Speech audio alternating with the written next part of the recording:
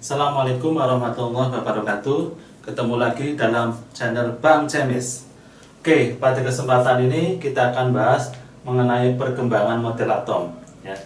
Perkembangan model atom yang pertama dimulai dari model atom Dalton, ya, tahun 1803.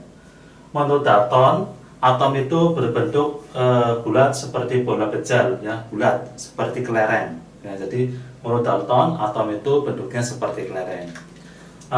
Menurut Dalton, ya, hipotesisnya Dalton, yang pertama, atom itu merupakan partikel terkecil dari suatu unsur yang tidak dapat dibagi lagi. Jadi bagian terkecil dari suatu atom itu merupakan bagian terkecil dari suatu unsur. Yang kedua, atom dari unsur yang sama memiliki berat, ukuran, dan sifat yang sama dan sebaliknya. Maksudnya, atom dari unsur yang sama akan memiliki berat, ukuran, dan sifat yang sama. Tetapi kalau atom dengan unsur yang berbeda, berarti apa? Dia akan memiliki sifat, berat, dan ukuran yang berbeda. Contoh, ya, ada atom oksigen dengan atom oksigen itu O dan atom besi Fe. Oksigen yang berupa gas, ya, kemudian besi yang berupa logam itu otomatis akan memiliki ukuran, berat, dan sifat yang berbeda. Kemudian yang ketiga, atom suatu unsur tidak dapat diubah menjadi atom unsur yang lain. Reaksi kimia hanya melibatkan penataan ulang atom-atom sehingga tidak ada atom yang berubah akibat reaksi kimia. Maksudnya apa? Kalau kita mereaksikan misalkan gas hidrogen dengan gas oksigen menjadi uap air atau H2O, ya. Nah, itu apa? Atomnya harus sama, ya, nggak ada atom yang lain.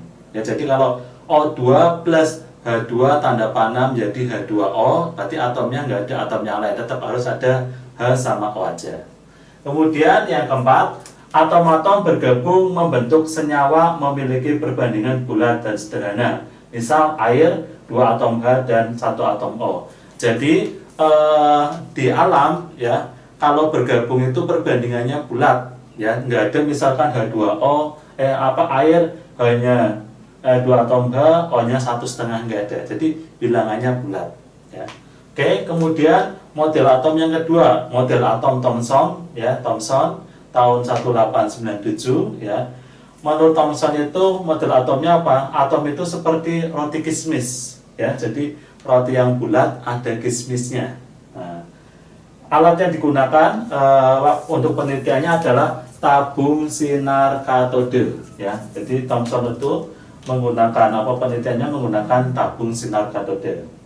Nah, menurut Thomson, atom itu berbentuk bulat, ya, berbentuk bulat, di mana muatan listrik positif yang tersebar merata dalam atom dinetralkan oleh elektron yang berada di antara muatan positif.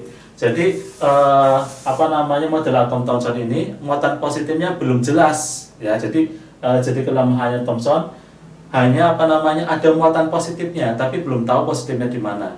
Hanya tahu bahwa elektronnya tersebar, ya. Kalau Dalton, salah satu kelemahannya dia tidak dapat menjelaskan kenapa larutan itu bisa mengantarkan listrik, ya. Tapi kalau ini perbaikannya lagi bahwa ternyata atom itu ada bagian yang lain, ya, bukan cuma bulat aja, ya. Ternyata ada elektronnya, ya. Oke, kemudian kita akan masuk ke model atom yang ketiga. Oke, model atom yang ketiga adalah model atom Rutherford, ya, tahun 1910, ya. Ini percobaannya dengan cara menembaki lempeng emas tipis dengan partikel sinar alfa berenergi tinggi. Menurut Rutherford, ya, atom tersusun atas inti atom dan elektron yang mengelilinginya. Inti atom bermuatan positif dan massa atom terpusat pada inti. Atom bersifat netral sehingga jumlah proton sama dengan jumlah elektron, ya. Oke, ini model atom dari Rutherford, ya. Jadi pada atom Rutherford, ya, mulai lebih bagus lagi daripada Thomson, ya. Intinya ada di dalam, ya. Jadi sudah mulai kelihatan, ya, intinya terletaknya di dalam, ya. Tadi kalau yang Thomson masih bingung intinya terletak di mana, ya. Tapi kalau Rutherford mulai kelihatan intinya mulai di dalam, ya, kemudian dikelilingi oleh elektron yang mengelilinginya. Oke, selanjutnya kita masuk ke model atom berikutnya. Oke, model atom yang keempat adalah model atom Niels Bohr, ya, tahun 1913, ya. Ini menghafalnya biasanya modelnya ya sistem tata surya, ya, modelnya seperti mirip dengan sistem tata surya. Menurut Niels Bohr, ya, atom terdiri dari inti atom yang bermuatan positif dan dikelilingi oleh elektron yang bermuatan negatif dalam suatu lintasan yang stasioner yang disebut orbit atau kulit, ya. Jadi di sini ada istilah muncul, ya, baru orbit atau kulit, ya. Kemudian yang kedua, elektron dapat berpindah dari orbit yang satu ke orbit yang lain dengan memancarkan atau menyerap energi, sehingga elektron itu tidak akan sehingga energi elektron itu tidak akan berkurang. Jika berpindah lintasan ke yang lebih tinggi, maka akan menyerap energi, dan jika beralih ke lintasan yang lebih rendah, maka akan memancarkan energi, ya. Jadi di sini apa? Sudah mulai jelas bahwa atom itu terdiri dari inti. Di sini ada intinya, ya. Ada intinya yang bermuatan positif, ya. Nah, di sini ada proton sama neutronnya, ya. Di sini ada proton sama neutron, ya. Namanya inti atom atau nukleon. Kemudian di sini ada istilah orbit atau kulit. Nah, ini, ya. Jadi ada kulit pertama, kulit kedua, kulit ketiga, kulit keempat. Nah, kulit ini, ya, Niels Bohr menyebutnya kulit K, kulit L, kulit M, kulit N, dan seterusnya. Jadi menurut Niels Bohr, atom merupakan apa? Atom terdiri dari inti atom yang bermuatan positif dikelilingi oleh elektron yang bermuatan negatif mengikuti kulit, ya, atau pada kulitnya. Kemudian ini yang kedua, elektron dapat berpindah, ya, dari kulit ke satu ke kulit yang lain atau dari orbit satu ke yang lain. Nah, sekarang gimana memahami ini, ya? Ini. Jika berpindah lintasan yang lebih tinggi, maka elektron akan menyerap energi. Logikanya gimana, ya? Jadi kalau makin besar kulitnya, berarti energinya makin tinggi. Misalkan saya kasih angka biar gampang. Kulit yang keempat ini saya kasih angka 25, ya. Kulit yang kedua saya kasih angka misalkan 10, ya.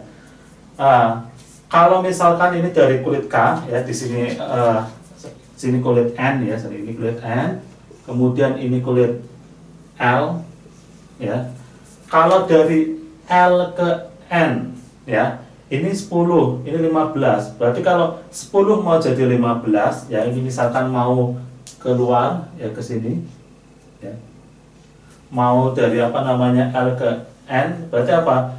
Mau jadi biar sama-sama 25. Berarti caranya apa? Dia harus menyerap 15, ya, 15 poin biar sama. Kemudian kalau dari kulit luar ke dalam, ya, dari N mau ke L, ya. Ini 25 mau jadi 10, berarti kan kelebihan. Caranya apa? Dia harus dilepas, ya. Dilepas berapa? Sebanyak 15 biar sama-sama jadi 10, ya. Jadi intinya apa? Kalau dari kulit yang dalam keluar, ya, dia akan menyerap energi biar nilainya sama. Kalau dari luar ke dalam, dia harus melepas energi biar nilainya sama. Oke, ini model atom yang keempat, ya. Selanjutnya model atom yang kelima. Oke, model atom yang kelima adalah model atom mekanika kuantum, ya, tahun 1926. Menurut model atom mekanika kuantum ini, atom memiliki dualisme sifat elektron sebagai gelombang dan partikel. Tokohnya ada 3, ya. Yang pertama ada Broglie, ya, yang menyatakan cahaya dapat berperilaku sebagai gelombang atau dualisme gelombang partikel. Tokoh yang kedua adalah Heisenberg, ya. Menurutnya tidak mungkin menemukan kecepatan dan posisi elektron secara bersamaan, tetapi yang dapat ditentukan adalah kebolehjadian menemukan elektron pada jarak tertentu dari inti. Kemudian tokoh yang ketiga adalah Erwin Schrödinger, ya, yang disebut dengan teori mekanika kuantum, ya. menurut Erwin ya, kedudukan elektron dalam atom tidak dapat ditentukan dengan pasti. Yang dapat ditentukan dengan pasti adalah kemungkinan menemukan elektron sebagai fungsi jarak dari inti atom ya. Daerah dengan kemungkinan terbesar ditemukan elektron disebut orbital ya. Teori Schrödinger dan prinsip Heisenberg ini ya, ini kemudian melahirkan model atom mekanika kuantum yang bunyinya sebagai berikut. Jadi menurut model atom mekanika kuantum ya, yang pertama, posisi elektron dalam atom tidak dapat ditentukan dengan pasti. Kemudian yang kedua, atom mempunyai kulit elektron ya. Setiap kulit memiliki subkulit dan setiap subkulit memiliki sub-subkulit elektron. Nah, ini model atom dari mekanika kuantum atau yang namanya model atom modern ya, modelnya seperti ini. Nah, jadi yang namanya perkembangan model atom, kita lihat perkembangannya. Awalnya hanya bola kelereng aja ya, bulat ya. Mulai ditemukan elektron-elektronnya, tapi di sini belum tahu inti muatan positifnya di mana. Kemudian berkembang lagi, ternyata muatan positifnya di tengah ya, elektronnya mengelilingi ya. Kemudian di sini mulai ada lagi muncul namanya kulit ya. Jadi kulitnya mulai jelas. Nah, di sini ternyata apa? Berkembang lagi ternyata apa? Elektronnya itu kita nggak tahu dengan pasti ya. Karena apa? Ini seperti awan ya, awan apa namanya yang bergerak ya. Jadi di sini nanti elektronnya nggak tahu di mana kita bisa menemukan. Tadi dengan kalimat ini ya, tidak dapat atom tidak dapat posisi elektron dalam atom tidak dapat ditentukan dengan pasti. Oke, demikian model atom, perkembangan model atom ya yang bisa saya jelaskan. Bisa ketemu lagi di channel yang lain. Salam Bang Cemis.